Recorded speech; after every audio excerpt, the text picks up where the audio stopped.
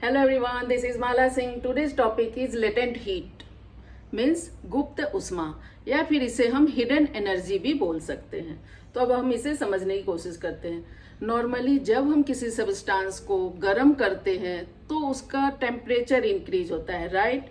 But कुछ ऐसी situation है जहाँ हीट कंटिन्यूअस देते रहने के बाद भी टेम्परेचर इंक्रीज नहीं होता है। फिर उस टाइम का टेम्परेचर इंक्रीज क्यों नहीं होता?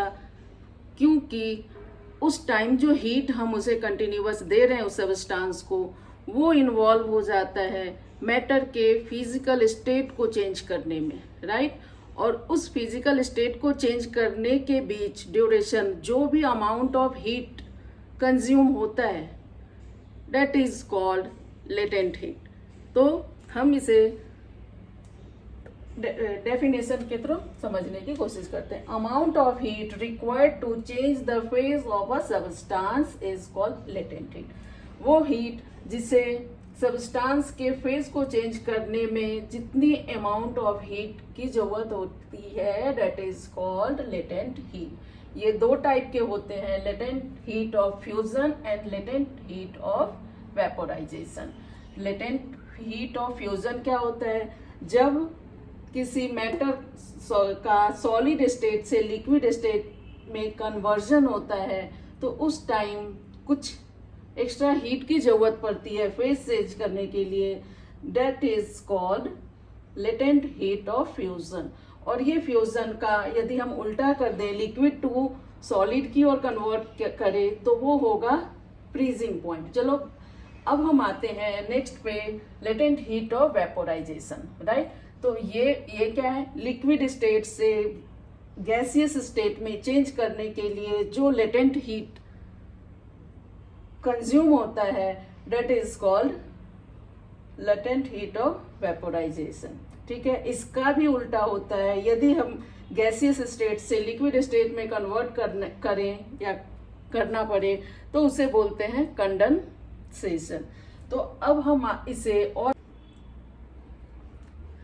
लेटेंट हीट को हम कुछ ऐसे भी समझ सकते हैं। एक बीकर में 1 kg ऑफ आइस क्यूब लिया, राइट, और यहाँ थर्मामीटर हमने ऐड किया, लगाया, ठीक, और इसे कंटिन्यूअस हीट देना शुरू किए, ओके।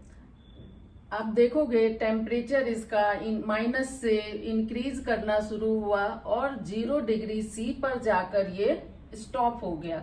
और वो जबकि हमने कंटिन्यूअस इसे हीट देते ही रहे, तो 0 डिग्री सी पर वो टेम्परेचर तब तक रुका रहा जब तक कि ये बर्फ, आइस पूरी तरह से लिक्विड स्टेट में ना आ जाए, ठीक है।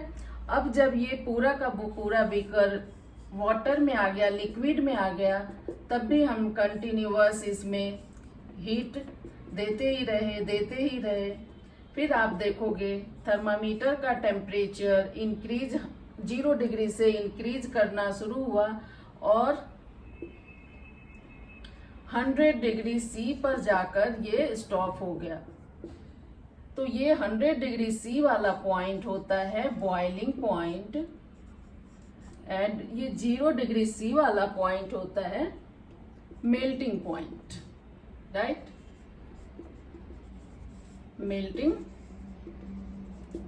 पॉइंट। इसको हम ग्राफ के थ्रू भी ऐसे समझ सकते हैं, जब हमारे पास आइस सॉलिड स्टेट में था, आइस सॉलिड स्टेट में थे, राइट, और जब हम इसे हीट एनर्जी दे रहे थे कंटिन्यूअस, तो उसका टेम्परेचर थर्मामीटर में इंक्रीज हो रहा था और 0 डिग्री सी पर जाकर स्टॉप हुआ, राइट।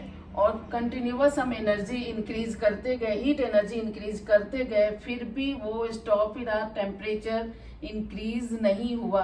कब तक? जब तक कि बर्फ पूरी तरह से लिक्विड स्टेट में नहीं आए, ठीक है। तो यहाँ से यहाँ तक जो भी एनर्जी हमने दिया, सप्लाई की, तो उसे बोलते हैं लेटेंट हीट, ठीक।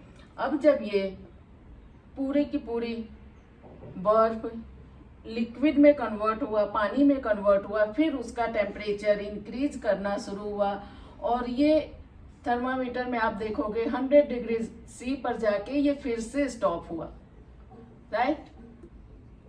तो 100 डिग्री सी पर जाके स्टॉप हुआ, जबकि हम कंटिन्यूअस एनर्जी, हीट एनर्जी दिए जा रहे हैं, वो पूरी तरह से वेपर में कन्वर्ट होना शुरू हो गया। तो यहाँ वेपर में कन्वर्ट, लिक्विड से वेपर में कन्वर्ट होने के लिए, ये था हमारा वाटर स्टेट, लिक्विड स्टेट, और यहाँ पर गैसेस स्टेट में आ गया, वेपर में कन्वर्ट होने लगा। तो यहाँ भी यहाँ हीट की जरूरत पड़ी, that is called latent heat.